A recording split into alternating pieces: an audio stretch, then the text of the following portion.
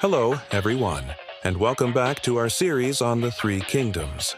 Today, we're diving deep into one of the era's most iconic figures, a man whose name has echoed through centuries, Guan Yu. But we're not just here to retell his famous deeds. We're going to explore the Guan Yu Brand, how his incredible reputation was both his greatest asset and, ultimately, a critical liability. So, what was the Guan Yu Brand? It was built on a foundation of peerless martial valor, unwavering loyalty, and a powerful sense of honor, or Wai Hai. Think back to his early days. He followed Liu Bei from nothing, a fugitive without land or title. His loyalty was legendary. Remember the story of him serving Cao Cao?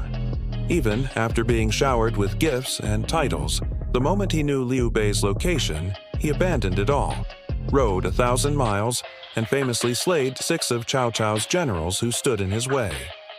This act alone cemented his image as the embodiment of loyalty. Then there was his martial prowess. Stories like warming wine and slaying Hua Qiong, or his charge at the Battle of Banju that scattered Yuan Shao's elite army, were more than just battlefield victories. They became legends, told and retold in camps and courts across the land. For the fledgling state of Shu3, this reputation was invaluable. When people heard the name Guan Yu, they didn't just hear of a general, they heard of an invincible warrior, a pillar of righteousness. This brand attracted talent, it intimidated enemies, and it gave Liu Bei's cause a legitimacy that armies and territory alone couldn't buy. For a kingdom built from scratch, Guan Yu's fame was a cornerstone of its power. This reputation was a powerful tool in governance. After Liu Bei took Jing Province, who did he entrust with the crucial strategic heartland of Jing Province? Guan Yu. This wasn't just a military appointment, it was a statement. Placing his most famous and trusted brother in charge sent a clear message to everyone, to Cao Cao in the north and Sun Quan in the east, that Jing Province was defended by Shu's finest. The local populace and officials would have been awed. Living under the governance of a living legend would inspire confidence and ensure stability. Guan Yu's fame was, in effect, a force multiplier for his administration. His orders carried the weight of his personal honor, making his rule effective and respected, at least initially. However, a brand this powerful is a double-edged sword. Guan Yu's reputation was built on being uncompromising, proud, and peerless. While these traits were admirable on the battlefield, they became perilous in the complex world of diplomacy and alliances. This is where we see the dark side of his fame. The most glaring example is his management of the alliance with Sun Quan. Remember, this alliance was the very foundation of the Longzhong Plan, the grand strategy to conquer the north. It required careful, delicate handling. So, when Sun Quan proposed a marriage alliance, sending an envoy to ask for Guan Yu's daughter to marry his son, what was Guan Yu's response? He didn't just refuse. He reportedly insulted the envoy, shouting, "How can my tiger's daughter marry a dog's son?" In his mind, he was defending his family's honor and his lord's prestige. He was Guan Yu, the peerless warrior, and his lord was the rightful emperor. A marriage alliance with someone he saw as a lesser peer was an insult. But from Sun Quan's perspective, this was a humiliating public slap in the face. Guan Yu's pride, a core part of his brand, directly undermined the most important strategic alliance Shu3 had.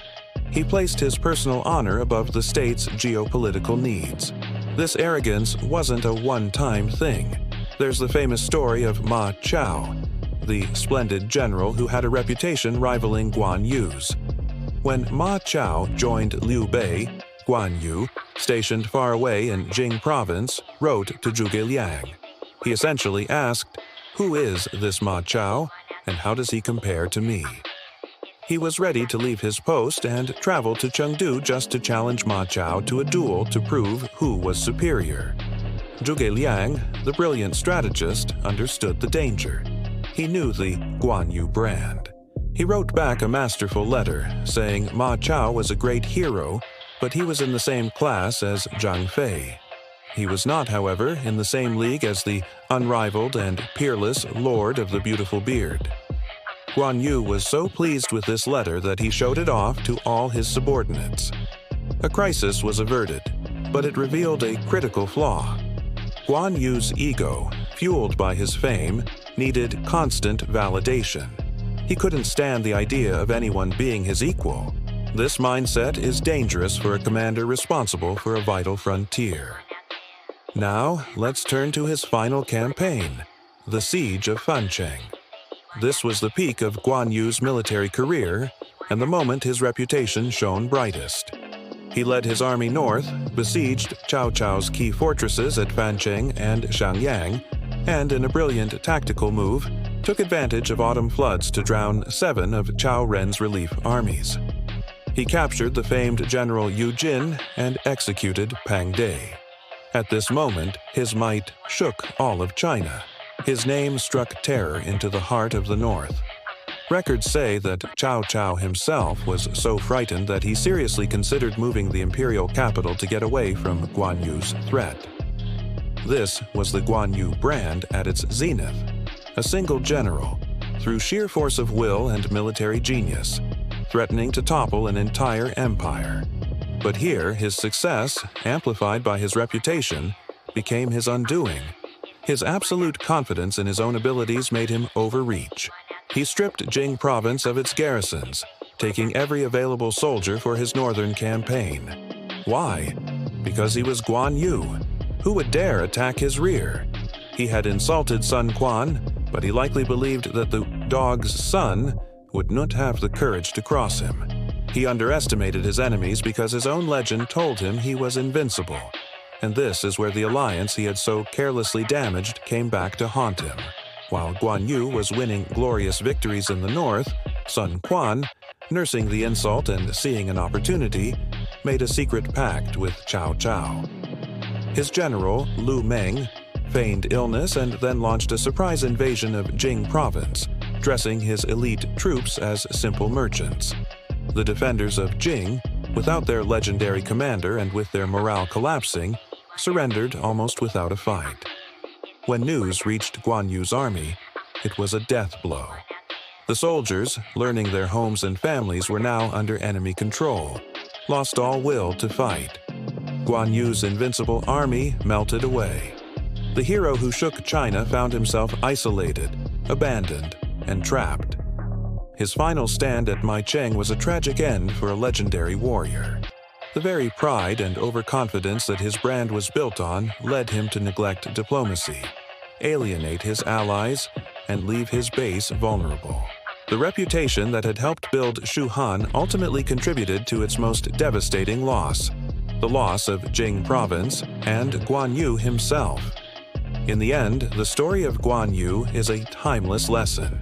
A powerful reputation can be a formidable weapon, but fame is a double-edged sword. The same qualities that make a hero can, in a different context, become fatal flaws. Guan Yu's unwavering pride and belief in his own invincibility made him a god of war, but it also made him a poor diplomat and a reckless strategist. He was a brand, a legend, but he forgot that even legends can be broken. What do you all think?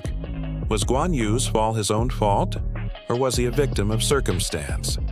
Let me know your thoughts in the comments below. Thanks so much for watching. If you enjoyed this analysis, please give it a thumbs up, and don't forget to subscribe and hit that notification bell for more deep dives into the Three Kingdoms. See you next time.